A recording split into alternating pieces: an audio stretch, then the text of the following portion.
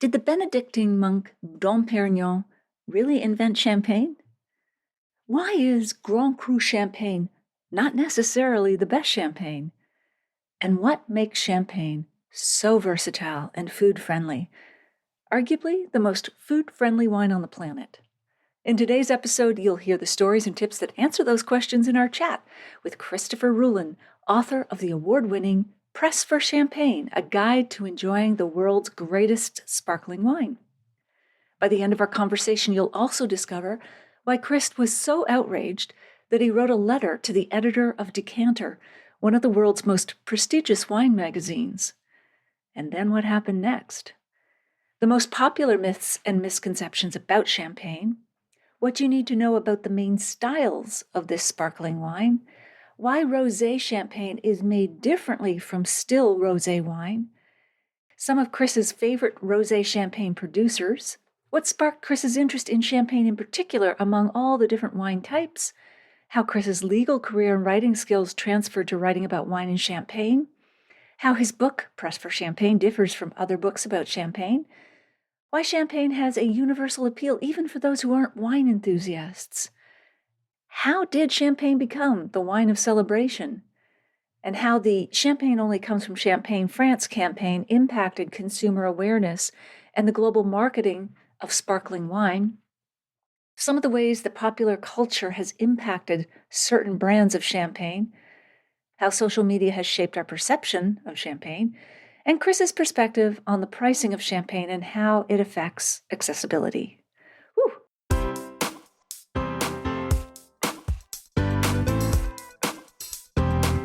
Do you have a thirst to learn about wine? Do you love stories about wonderfully obsessive people, hauntingly beautiful places, and amusingly awkward social situations? Well, that's the blend here on the Unreserved Wine Talk podcast. I'm your host, Natalie McLean, and each week I share with you unfiltered conversations with celebrities in the wine world, as well as confessions from my own tipsy journey as I write my third book on this subject. I'm so glad you're here. Now pass me that bottle, please, and let's get started. Welcome to episode 317. Speaking of champagne, there's a new movie out called Widow Clicquot that you may want to watch over the holidays, as it's streaming now on Amazon Prime, Apple TV, Fandango at Home, and Google Play. I'll include a link in the show notes. It's based on the true story of the Grande Dame of Champagne, Barbe Nicole Ponsardin, who lived from 1777 to 1866, and who at the age of 20 became Madame Clicquot after marrying the head of a prestigious winemaking family. Though their marriage was arranged, a timeless love blossomed between Barbe Nicole, played by Haley Bennett, and her unconventional, erratic husband, Francois, Tom Sturridge. That's a name you might know. After her husband's untimely death, Barbe Nicole flouts convention by assuming the reins of the fledgling wine business they had nurtured together. Okay, so it's still fledgling back then. Anyway, steering the company through dizzying political and financial reversals, she defies her critics and revolutionizes the champagne industry to become one of the world's first great entrepreneurs. It is a magnificent story, and the movie has received great reviews, so you're in for a treat. I interviewed the author of the book, Widow Clicquot, Taylor Mazio, on episode 37, so you may want to go back and have a listen to that one if you're in a bubbly mood. I also wrote about Veuve Clicquot and the other merry widows of Mousse, as I call them, the young women who took over the reins of the famous champagne houses. Think Bollinger, Laurent Perrier, Pommery, Roederer, in my first book, Red, White, and Drunk All Over, which you can get from any online retailer. 3 of you will win a copy of Chris's terrific book, Press for Champagne, a guide to enjoying the world's greatest sparkling wine. All you have to do is email me and let me know that you'd like to win. I'll choose 3 people randomly from those who contact me at natalie@nataliemclean.com. It does not matter where you live. And just to prove that point, Peter Van Roon of Ottawa and Magda Craney in London, England have both won a copy of David Wei's gorgeous book, The Wines of Piemonte. In other bookish news, you know it's coming if you're reading the paperback or e-back or listening to the audiobook of my memoir, Wine Witch on Fire, Rising from the Ashes of Divorce, Defamation, and Drinking Too Much. I would love to hear from you at natalie@nataliemaclean.com. I'd be happy to send you personally signed book plates for the copies you buy for yourself or to give as gifts. I'll put a link in the show notes to all retailers worldwide at nataliemaclean.com/317. The paperback usually arrives within a day or two of ordering. The ebook and audiobook are instantly available. Poof! Okay, on with the show.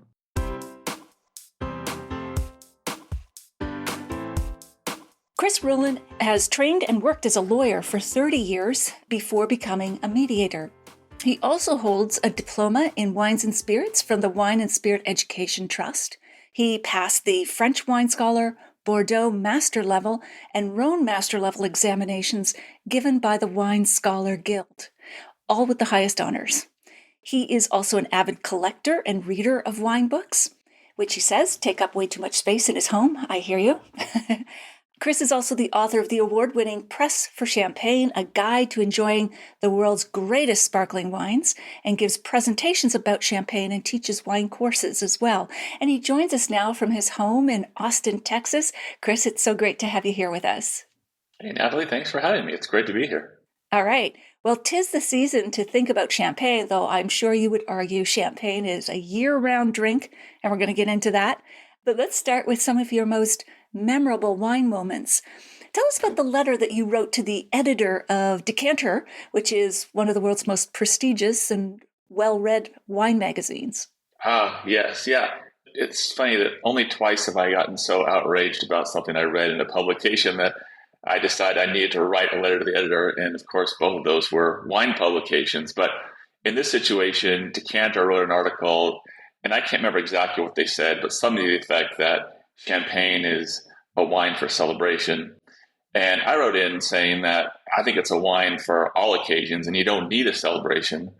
And I said that, it's annoying when I go out to dinner and I order champagne and the waiter says, "What are you celebrating?" Yes. So I came up with the response that I'm celebrating dinner. I don't know. Did I order the wrong wine or what? But they published it as the Laird of the Month, and I got a Magnum of Bollinger for my troubles. Oh my God, I must put it on my to-do list, right to Decanter. That's right. A Magnum of Bollinger. Oh my God, one of the best champagnes and the double size. Now, I agree with you. Like champagne, it's marketed itself so well, and we'll get to that it has become the wine of celebration, but I think you make it a celebration by opening champagne. That's exactly right.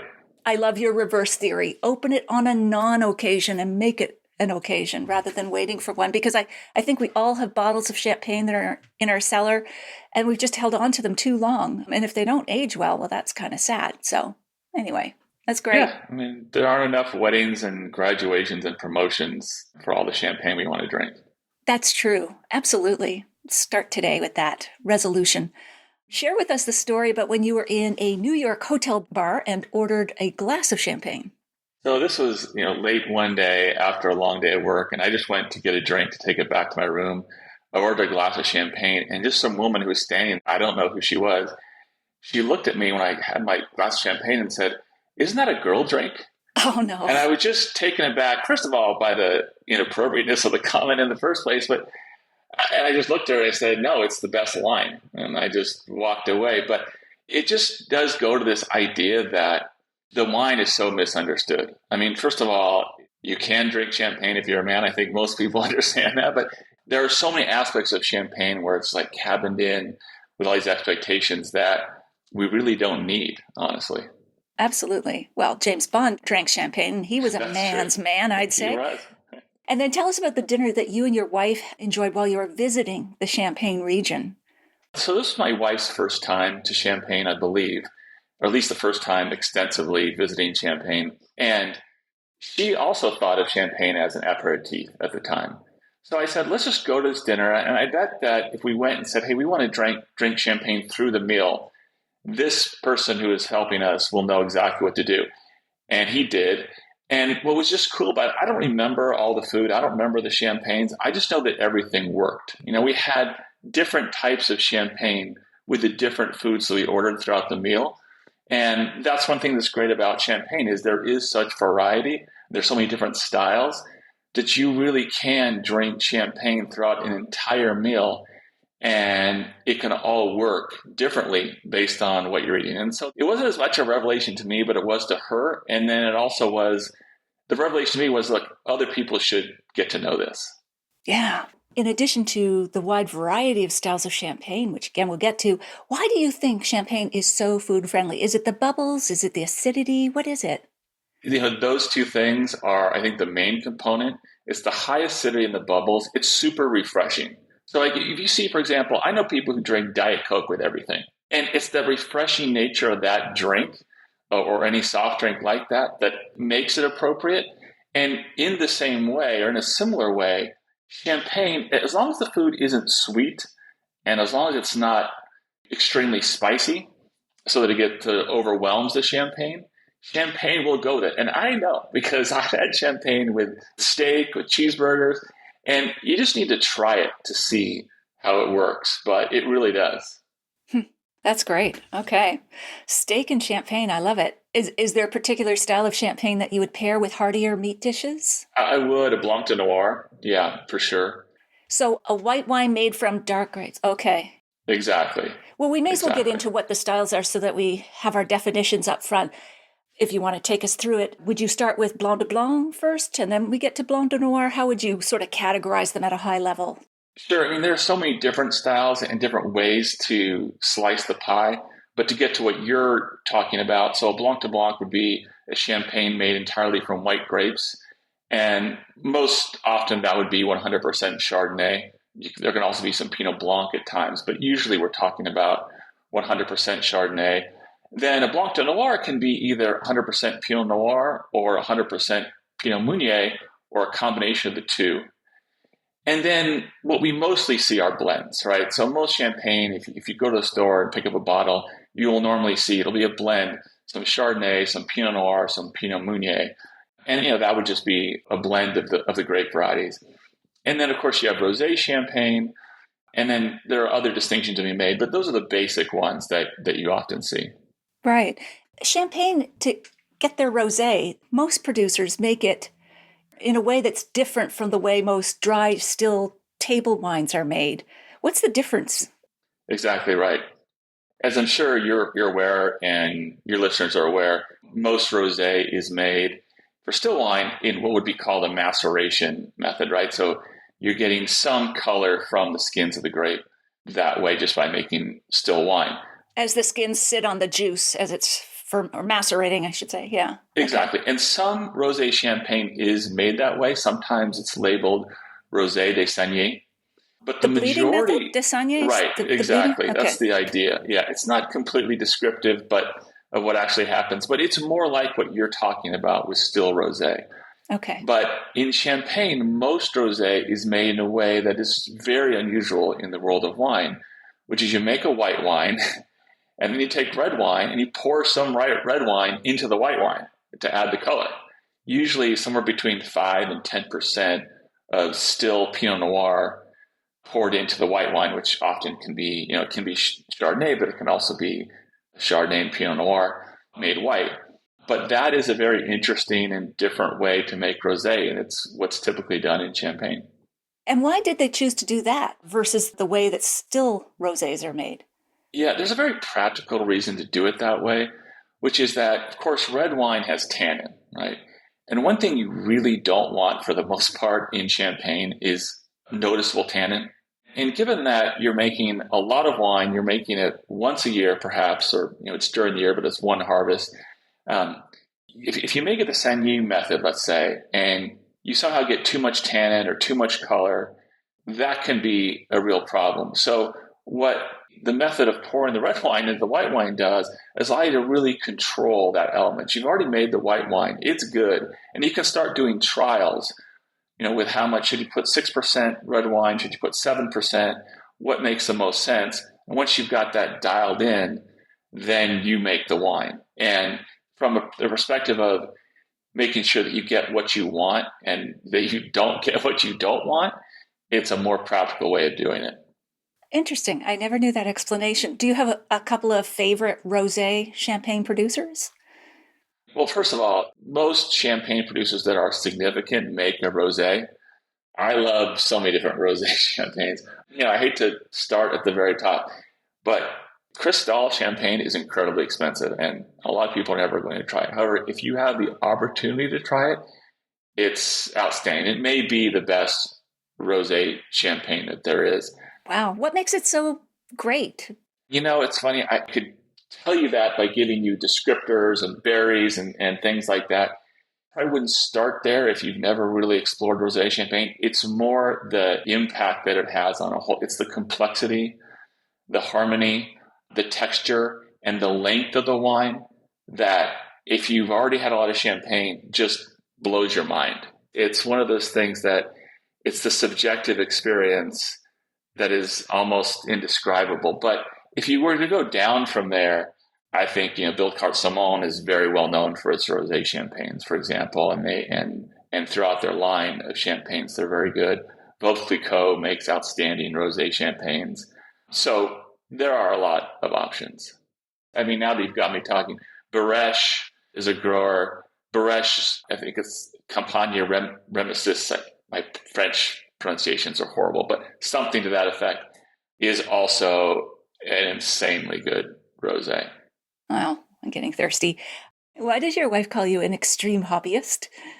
Well, because she's right. I mean, when I get into a hobby, I dive into it very deeply. So in this example, I couldn't just learn about wine and read about it and enjoy it. I had to get the WSET diploma. I had to write a book about it. It's the same with just about everything else I get into. And if you saw our garage, you'd see that in action. And was there an aha moment or aha champagne that turned you on to champagne in particular? Yeah, I can't say for sure that there was. I do remember early on having a bottle of Heidsieck Rare. It's now just called Rare, which I thought was next level. But really what drove me to be interested in champagne was the diversity of champagne, finding so many champagnes that were different, that were unusual. And I thought that was fascinating because so many people they think of champagne as if champagnes are interchangeable to some extent. And I found that was not the case, and that's what made me really interested in it. And then tell us about the time you sabered an expensive bottle of champagne with a World War I cavalry sword. What inspired that?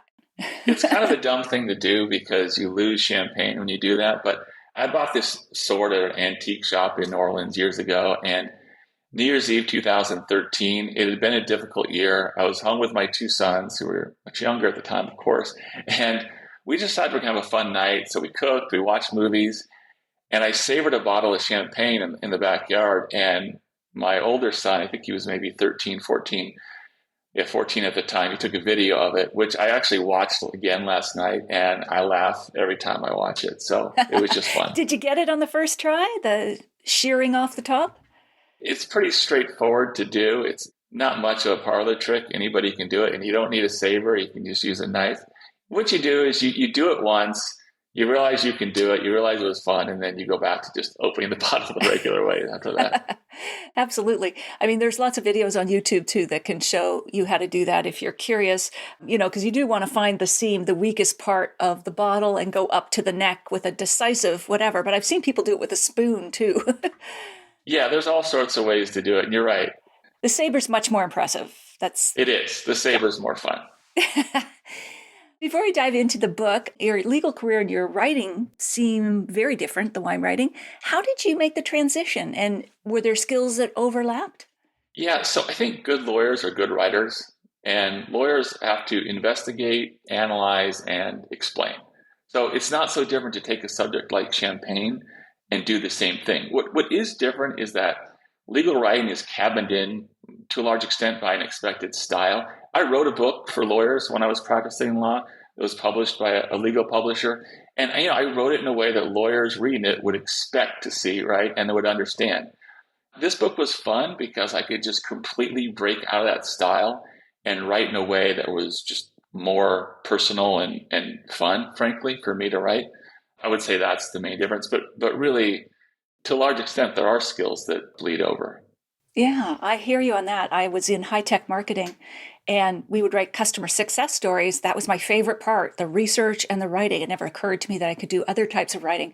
But there is a transfer of skills and it's just a much freer space when you get into wine because it's really, touching on people's lives and all facets of human endeavor. It ties to everything. Yeah, and especially in this case where, I self-published the book, so I didn't have somebody telling me what they thought I should say or how I should say it. And there's a freedom in that too. Absolutely. So, what drew you to the story in the first place? Why champagne? We talked about your passion for champagne. There's so much diversity. Is it just because you sort of focused on it because it intrigued you most as a wine, and then your extreme hobbyism took over and you decided to write a book? Well, that's it to a large extent, but also, what happened was I would talk to friends about wine, people who aren't wine geeks, right? And they would enjoy wine. And one thing I noticed is that they seemed to know less about champagne than they did other wines. They didn't really even treat it as a wine. It was just a thing to have before you actually got serious and drank wine. And I thought this was really strange and wrong. And I wanted to fix it in the sense of I wanted people to see what I saw in champagne. So when I wrote the book, that's what I thought about. I thought about friends who fit into this category, and I thought I would explain champagne to them if they were sitting right in front of me. And then I essentially wrote what I would say.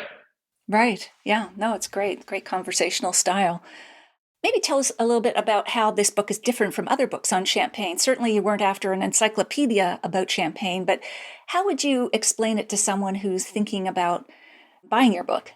Yeah, so the book is different not only from other books about champagne, but really from almost every other wine book that's written these days. So this book is a drinker's guide to knowing and loving champagne.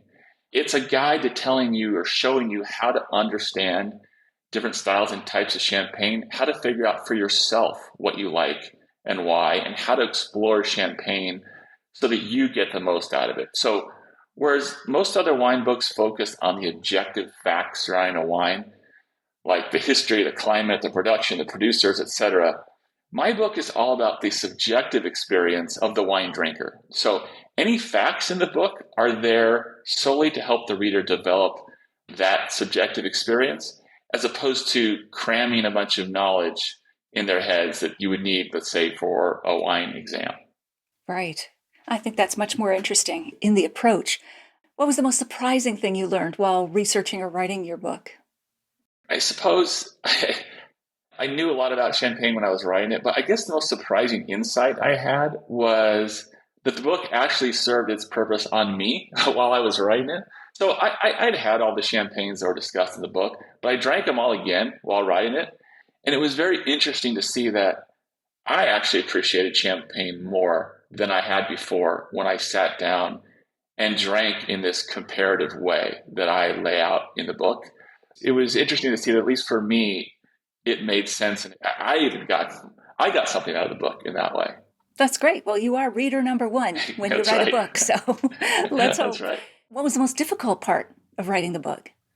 Well, the most difficult part was really trying to find a balance between saying too much and too little. I think when you write a book, a wine book, you have to describe wines and what they taste like with some manner of objectivity, right? But I really didn't want to do that too much because the whole point of the book is to encourage readers to explore champagne on their own terms.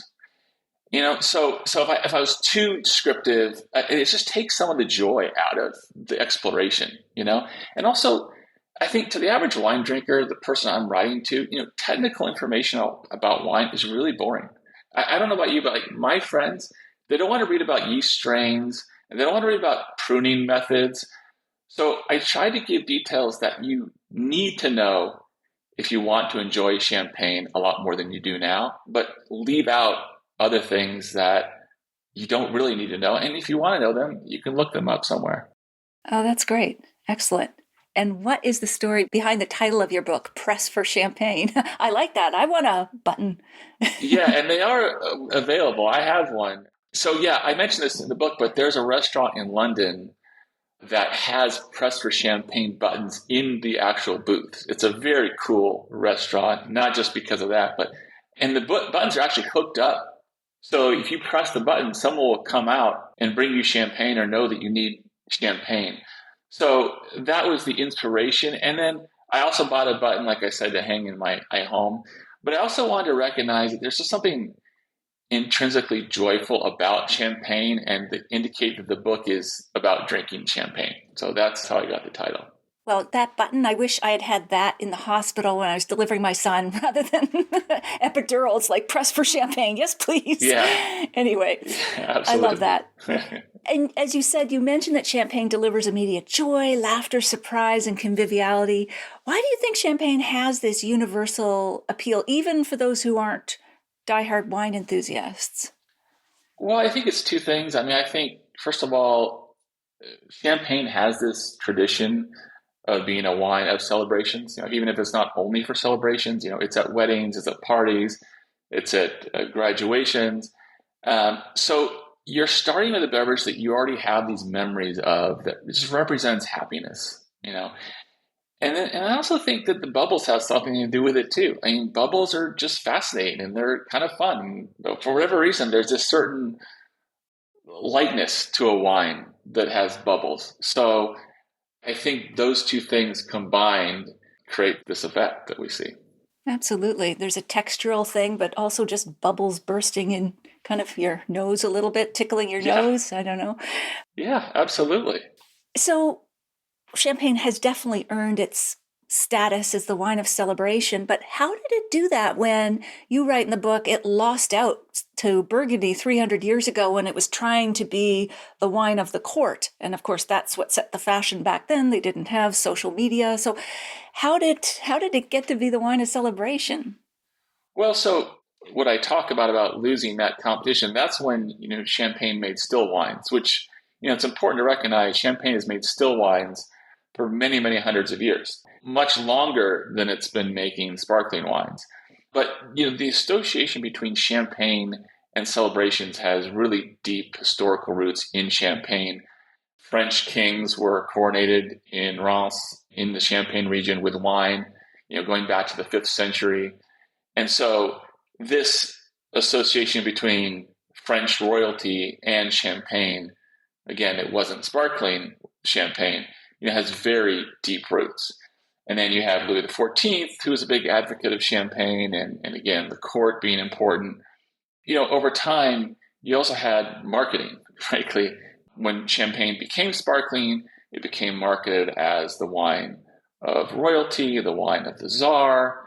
After that, there was, marketing where it was on, cruise ships like the Titanic, and it was in advertising for airplanes and automobiles when cars were a luxury item. Yes. Well, James Bond had a fold-out compartment, and out came the champagne glasses, yeah, right? Exactly. Not that we advocate for that today, but it was pretty nifty. I would like one, yes, for sure. I would love to have one. Just sit in my driveway and use it. Yes, exactly. Yeah, so it's those two things. I mean, it's historical roots, and then frankly, it's just a lot of marketing. Plus, it's the bubbles again. They're fun. Mm-hmm. And I heard the Titanic was one of the few ships that was not, launched or baptized by breaking a bottle of champagne over its hull. I don't know if you came across that myth. I don't know if it was or not, but again, that's another thing, breaking champagne. It's kind of morphed into sparkling wine. If you watch like Formula One races, for example, now they use an Italian sparkling wine. I understand next year they're going to go back to using champagne, which I think is nice. But yeah, all sorts of things like that just in combination have led to this feeling that we have about wine and celebrations. Yeah, it is the wine of first baby, first marriage, probably second marriage, third marriage, but any marriage, yeah. First yacht, whatever. Now, your book debunks some popular champagne myths. Can you share a couple of those with us? There are a lot of them. I would say, well, to take a couple I can think of offhand. So I hear people talk about Grand Cru Champagne, for example, with reverence. And I talk about this in the book as if Grand Cru Champagne is categorically better than champagne without that distinction. That's not true. It's something I explain in the book. And maybe you could just give us a Cole's Notes version. Why isn't it, as we think, the best? And my attempt to do this briefly is going to be the best I can. But essentially, in Champagne, Grand Cru refers to an entire village, not a vineyard, as it does in, say, Burgundy.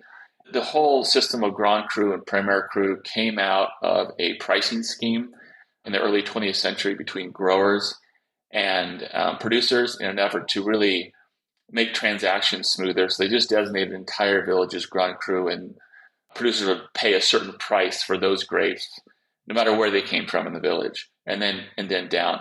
But it became very political, and the system doesn't exist anymore.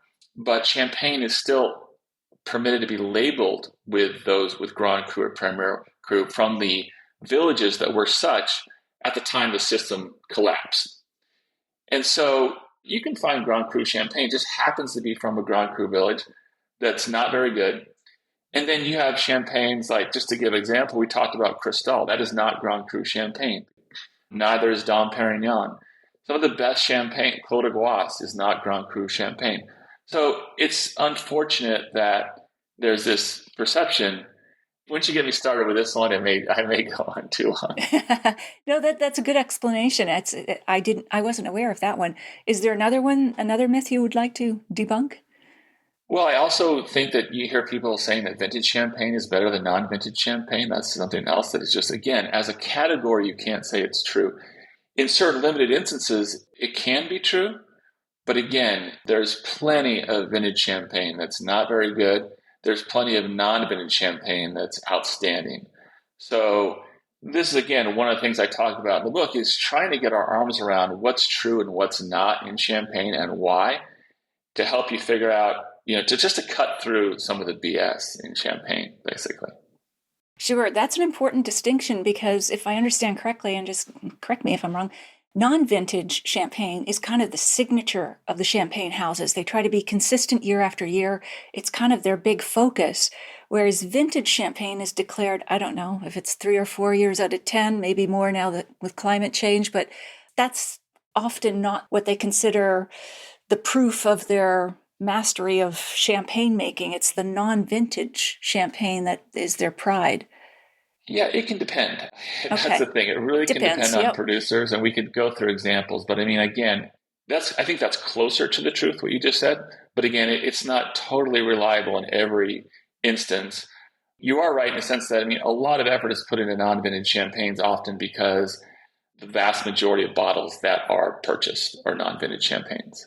Right. Okay. You discussed the legal definition of champagne and efforts to protect its name. How has the champagne only comes from Champagne, France campaign impacted consumer awareness and the global sparkling wine market? I think it's been good for champagne, but also good for other sparkling wines. It's a situation where I think there's more awareness now that champagne is one type of sparkling wine. Enough people have said that over and over and over again. Prosecco is not champagne. It's a different type of sparkling wine made somewhere else. In Prosecco, for example, it's the best-selling sparkling wine by volume. So lots of people enjoy it, but it's not champagne. And so I think it's helped champagne maintain its price proposition, frankly, by saying that there's something exclusive here that we have. And I think that's one of the most significant effects probably of that campaign, and probably what it was designed for.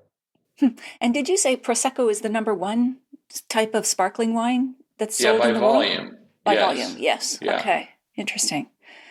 And still on the marketing vein, some houses like Bollinger have tied into popular culture. This may have been before product placement in movies and such, that it may have just been happenstance, but James Bond being a prime example, and he had the glove compartment that would come out and he would always reference his Bolly. Do you think that kind of branding enhances or detracts from the appreciation of champagne? I think I would say both. Okay, yes. On the one hand, and this is true of any wine, or really almost anything we consume, the way we experience a wine when we drink it is influenced by more than the liquid alone, right? Unless you're drinking the wine blind. And we know that from all sorts of studies, that the label and your associations with the label are going to matter in terms of how you experience this wine. So if you have a positive association with Bollinger because you saw a James Bond movie, I think that could contribute to your appreciation of the wine. You could enjoy it more, and that's a very reasonable conclusion. And then, of course, there's situations where branding can backfire too. So it could be a double-edged sword. But So I think it's both. I mean, I think it does enhance our appreciation of the wine when we see, Dom Perignon enjoyed by a celebrity, let's say, or in your case, Bollinger with James Bond. And then at the same time, you can also just enjoy it for what it is. You can get beyond that to some extent over time, perhaps, and enjoy it for what's in the bottle. Sure. And speaking of celebrities, you mentioned Jay-Z's boycott of Cristal. Cristal is made by Louis Roederer.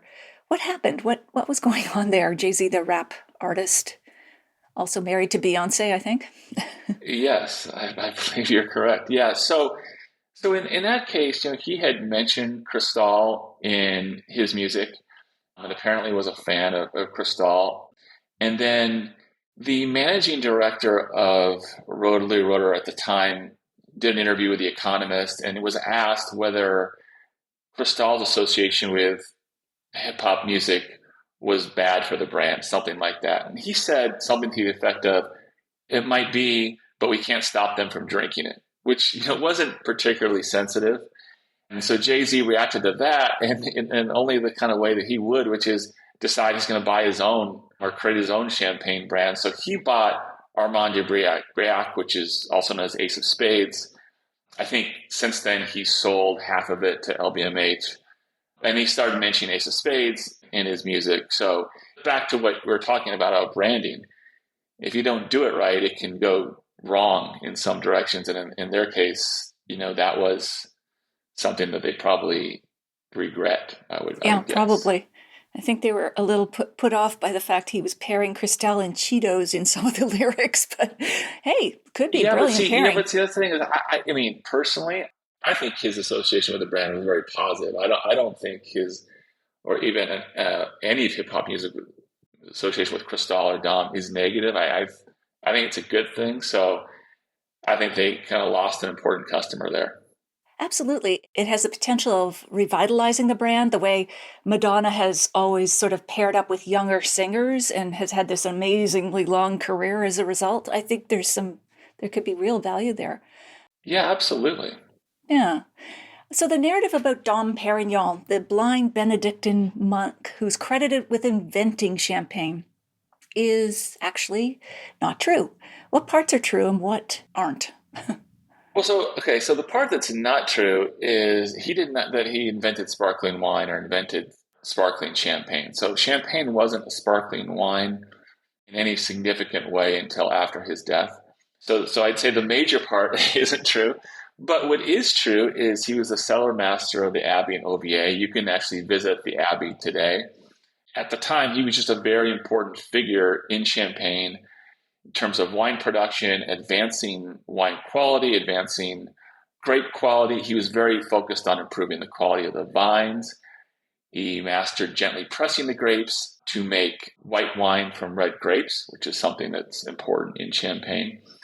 So he was an important figure, but what happened was this myth around him, and he wasn't blind either, as far as anybody knows. So the cartoonish Dom Perignon that we have now, there's a statue. If you go to Moet, there's a statue of Dom Perignon. Well, nobody knows what he looked like. So there aren't any photographs or paintings of him. So he's like Duncan Hines. Yeah, right.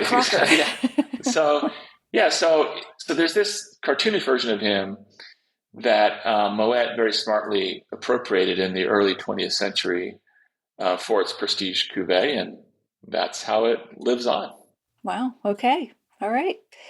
How do you think social media has played a role in shaping our perception of champagne?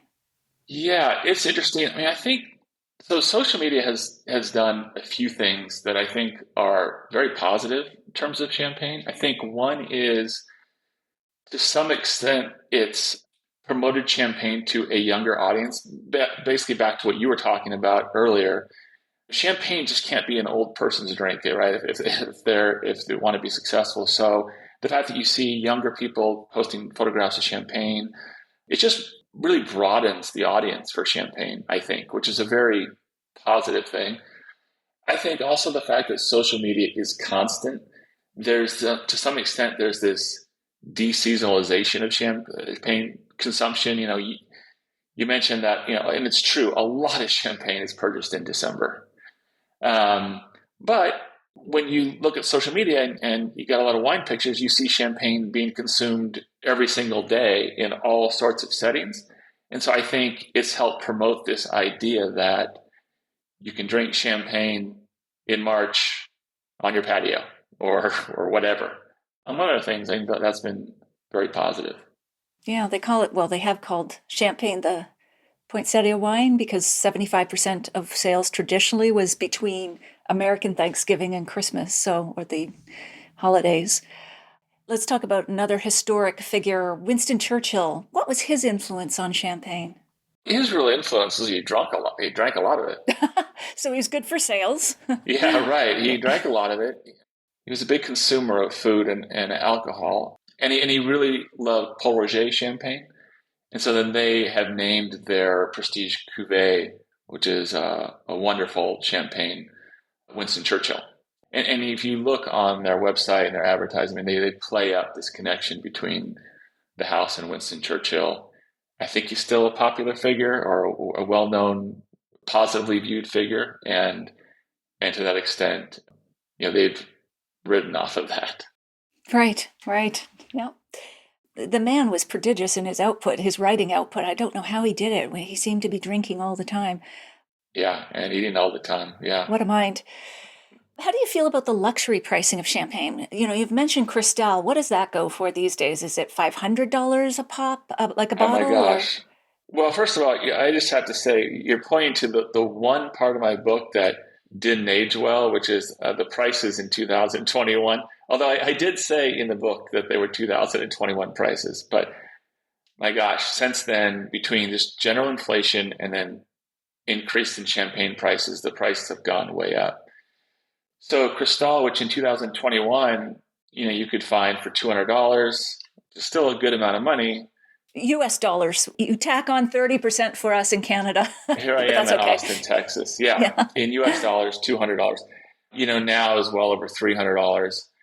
Depending on the vintage, obviously, if you're looking for older and outstanding vintages, you can pay a lot more. But yeah, every time I look, the prices are going up. It's quite depressing, but it is what it is. Do you think that's just one of the marketing factors? As you say, that is what it is. Or do you think, does it hurt champagne at all because it just makes it so exclusive that that a lot of younger consumers can't even touch it? They're not even gonna, I think there are a few things going on. First of all, there are some champagnes that are still reasonably priced. You can still buy champagne. So I'm just going to say that everything I say is in US dollars. So you can still find champagnes for $40, $45. Not priced that differently from other wines of the same quality level. But yes, with the higher priced champagnes, I think obviously you just have supply and demand in play, right?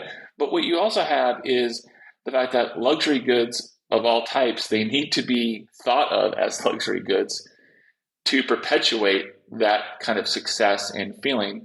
You see this with all sorts of things. I don't know, how much does an Hermes handbag cost, and should it cost that much, right? So, or even with the wine, you see this in Napa Valley all the time, where pricing for some wines are intentionally very high, simply to put it in that category of a luxury wine. So I think all those factors are at play. Sure, absolutely. Well, there you have it. I hope you enjoyed our chat with Chris. Here are my takeaways. Number 1, did the Benedictine monk Dom Perignon invent champagne? Short answer, no. The Benedictine monk credited with inventing champagne did not invent it. The wines from the Champagne region weren't even sparkling until after his death, but what is true, Chris explains, is that he was cellar master of the abbey and an important figure in Champagne wine production and in advancing its quality. He was focused on improving the quality of the vines as well and mastered gently pressing the grapes to make white wine from red grapes, which is something that's really important in this region. He wasn't blind either, as far as anyone knows, but hey, the marketing myth persists. Number 2, why is Grand Cru Champagne not necessarily the best champagne? Chris notes that he often hears people talk about Grand Cru Champagne with reverence, as if it's categorically better than champagne without that distinction. I'm sure that drives him bats, because it's just not true. The whole system of Grand Cru and Premier Cru were based on a pricing scheme in the early 20th century between growers and producers to make transactions smoother. So they designated entire villages and all the producers from those villages, and they would get a certain price for their grapes, no matter the vineyard in which they were grown. That system does not exist anymore, but champagne is still permitted to be labeled with those Grand Cru and Premier Cru designations based on the villages that were originally designated as such before the whole system collapsed. You can find Grand Cru Champagne that happens to be from a Grand Cru village that's not very good, Chris explains, and then you can find champagnes like Louis Roederer's Cristal and Dom Perignon itself that are not Grand Cru champagnes. Oof. And finally, what makes champagne so versatile and food-friendly? Chris recounts the story of the champagne dinner he and his wife had while in the region to prove the point of its versatility. They requested to pair each dish with champagne from start to finish, and although he didn't remember the specific dishes or the particular champagnes, must have been a humdinger of a dinner, he did recall that it was quite a remarkable experience. As he mentioned, everything worked, all the different types of champagne with all the different dishes. That's great. That's what's great about champagne. There is such a variety with so many different styles. You really can drink it throughout an entire meal. In the show notes, you'll find a full transcript of my conversation with Chris, links to his website and book, the video versions of these conversations on Facebook and YouTube Live, and where you can order my book online now, no matter where you live. If you missed episode 37, go back and take a listen. As I mentioned, I chat about Champagne and Napa Valley with author Taylor Mazzio, and I'll share a short clip with you now to whet your appetite. A widow Clicquot, and ended up doing research and found this amazing story about a woman who not only became history's first international businesswoman, but who invented a process, which I know we'll talk about a little bit, called remuage, that is still used in the wine industry today. And it was really the thing that moved champagne from being a luxury product that was so expensive that only the kings and queens of France could afford it, to a luxury product that those of us who are lucky of a weekend can take a sip of.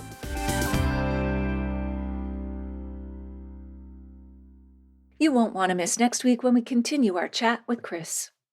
If you liked this episode or learned even one little teensy thing from it, please email or tell a friend about the podcast this week, especially someone you know who'd be interested in learning more about the fascinating history and evolution of champagne. It's easy to find my podcast. Just tell them to search for Natalie MacLean Wine on Apple Podcasts, Spotify, their favorite podcast app, or they can listen to the show on my website at nataliemaclean.com/podcast. Email me if you have a sip tip question or if you'd like to win one of 3 copies of Chris's book, or if you've read my book or listening to it. I would love to hear your thoughts about this episode. Were you surprised about the history of champagne? Do you have a favorite champagne? Let me know. Email me at natalie@nataliemaclean.com. In the show notes, you'll find a link to take a free online food and wine pairing class with me called the 5 Wine and Food Pairing Mistakes That Can Positively Ruin Your Dinner, and how to fix them forever at nataliemaclean.com/class. That's all in the show notes at nataliemaclean.com/317. Thank you for taking the time to join me here. I hope something great is in your glass this week. Perhaps, what else? Champagne.